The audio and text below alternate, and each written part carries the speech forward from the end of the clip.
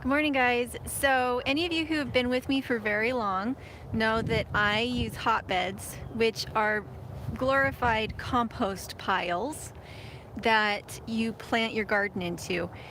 The crucial thing with hotbeds is make them big enough, protect them from the wind, and start them at the right time of year.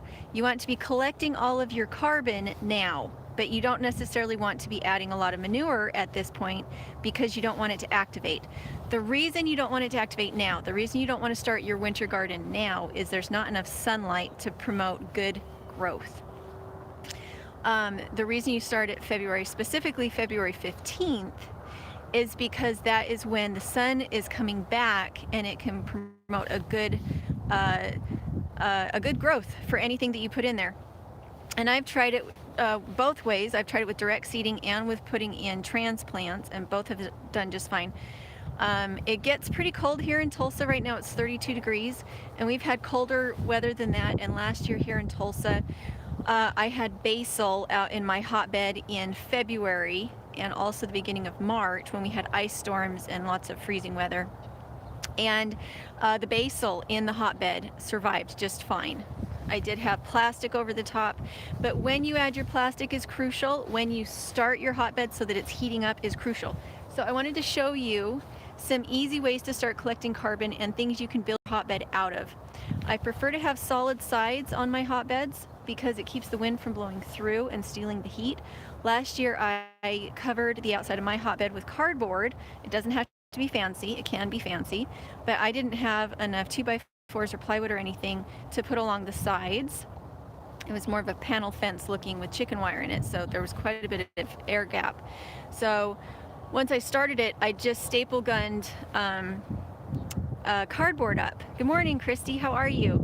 But I've also built it with just wire. You can build it with rabbit fencing that you get at Tractor Supply or Lowe's or Home Depot or something, and you can just make a big loop of wire and put all your carbon in there. If you start to layer your manure in there with it and you get it built, it will heat up, which is why a lot of times what I prefer to do is use rabbit manure tea over my hotbed instead, using a liquid starter rather than layering with manure. If I am building the bed in a place where I have lots of carbon and lots of manure, I won't start the bed until I'm ready for it to heat up. So I'll keep the layers separated.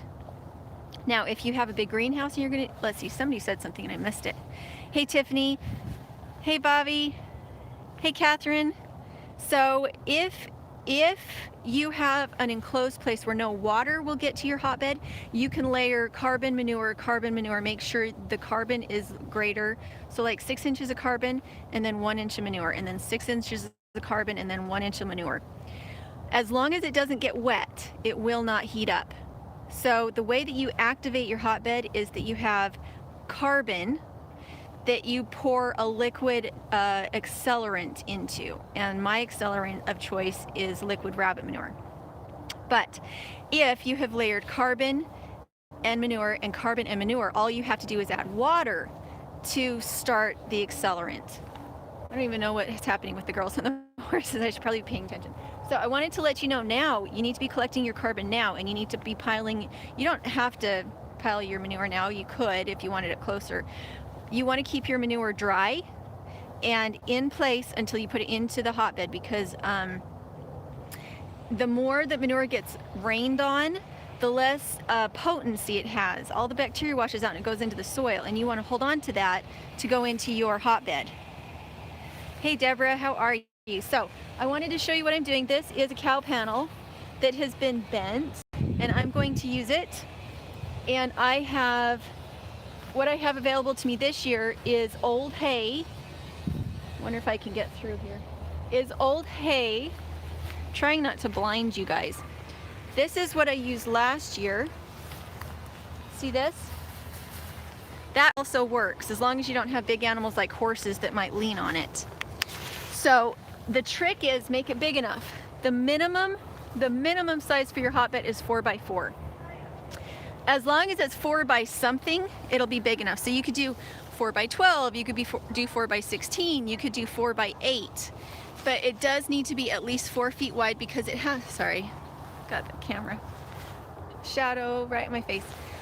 As long as it's 4 by something, it will be big enough to hold heat. If it's not 4 by something, you're not going to have enough heat in it to continue for the 3 months that you need before you're frost free.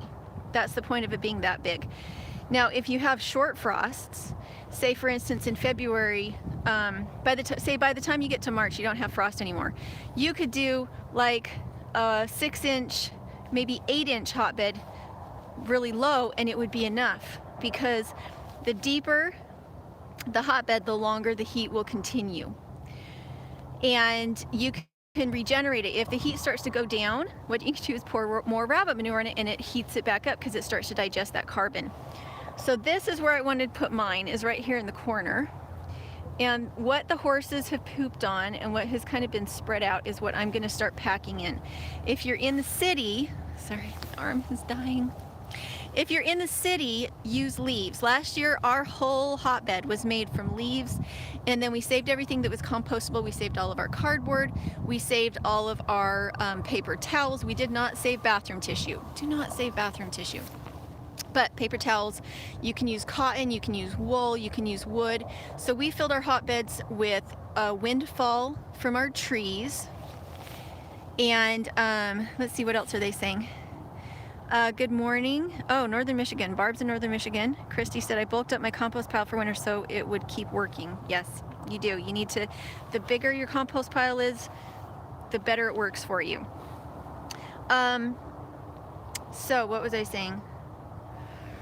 Oh, so last year we used deadfall trees. Instead of buying carbon, instead of buying straw, I just used what I had that was free. So we collected probably 60 bags, 60 big industrial sized bags of leaves, and put that into our 2 big hotbeds. I'm sorry I can't show it to you since it's a live show. And we put those in, and every time that they would sink in the hotbeds, we'd add more, and then they'd sink.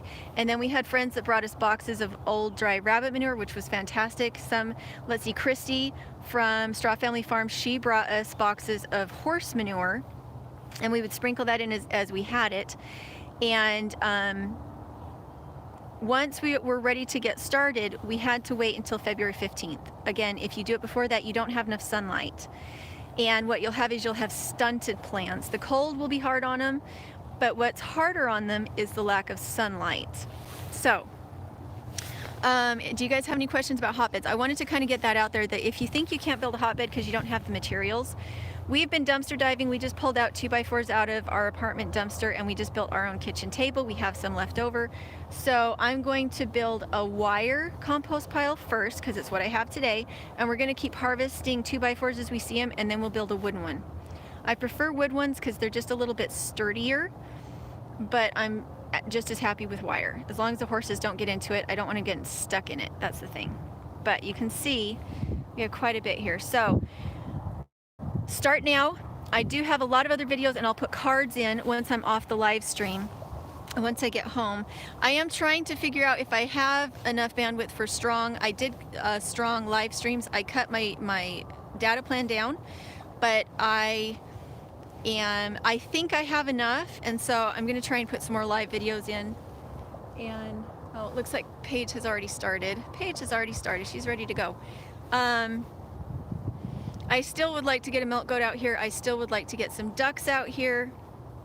They have coyotes out here though. The problem with small livestock, the horse, he can pretty much take care of himself, and the people that run the stable can keep an eye out. A coyote isn't going to bother a horse. However, coyotes or dogs would definitely bother ducks or a goat. And even though having the goat here next to the horses would probably keep it safe, I would have to add extra fencing. And I do have permission to do that here. Same thing for the rabbits in our attic. We did get permission to have the rabbits before we put them in. So it's not like we're trying to be sneaky. They know that we want to do this. They would charge us more, but we could do it. I don't want to bring animals out and have them be unsafe. That's kind of my big thing is, I don't want them to cause havoc for the property owner where we keep our animals, and I don't want them to be in danger of being hurt. And I can't tell if anybody's saying anything. So I got my spinning wheel yesterday. My queen bee came in, so I'm feeling jubilant about that. It gives me one more thing to do projects on.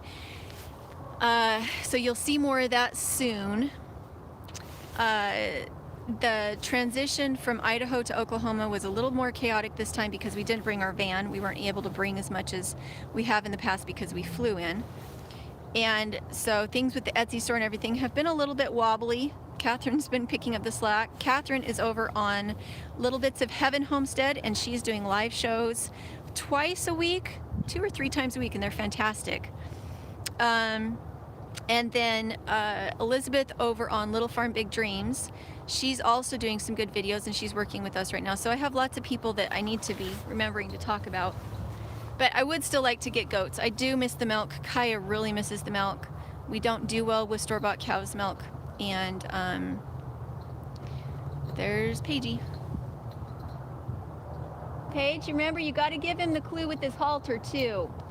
Okay? And then release. When he does a good job, release, okay? Anyway, everything's going well. Paige is riding Gunner like a pro. We have so much to do. If you're interested in spinning, if you're interested in livestock books, we have books on keeping rabbits, keeping goats. I don't think I have one on sheep, but I do have one on poultry, and the one on poultry has quail, ducks, chickens, guinea fowl, turkeys. So that would be the poultry book over on our Etsy store. We're trying to figure out if we want to put them into print instead of ebook, because I know personally I like books in print. Ebooks are okay, but I don't really love them. So we're thinking about putting those into print. If you're into spinning but you don't want to spend a lot of money, we have the drop spindle kits that we like. But I love those kind of gifts. Those are the kind of gifts that I give my family, are useful gifts. So if you're interested in that, we have them over there. Oh, my arm is dying. Good morning, life in the UP. Okay, so we're gonna go ride for a bit. Remember, your hotbed needs to be 4x4 as a minimum. My favorite is 4x8. And you can build a little PVC hoop over the top and put plastic over the top, and I will show you that when we get to it. Otherwise, go look at the videos that I will put in the description when I get home. And otherwise, just look up Hotbed or Keyhole Garden, and that should find you the list of videos. I think I have a playlist out there with it.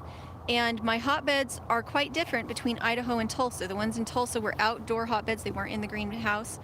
But I also have straw bale hotbeds that worked really well. I have 3 different types of hotbeds. So I'll try and find all those videos and put them in the cards. And I'm gonna go help my kiddo since she thinks that she's ready to go ride. So if I can figure out how to turn it off. Tiffany Nash said, first frost, so we cut down sugar cane and made sorghum syrup. Yum, that does sound good. So I'll be trying to have spinning videos up here soon. And make sure to go check out our Facebook page, because Catherine's doing quite a bit of prepping self-reliance homesteading videos right now, and I will be coming back now that it took us 2 months after we got here to really kind of get our feet under us, get our sea legs back. So it took us a little bit. Hey Tracy. So I'm going to go and help, so hopefully you guys all enjoy the replay, and we'll talk to you later.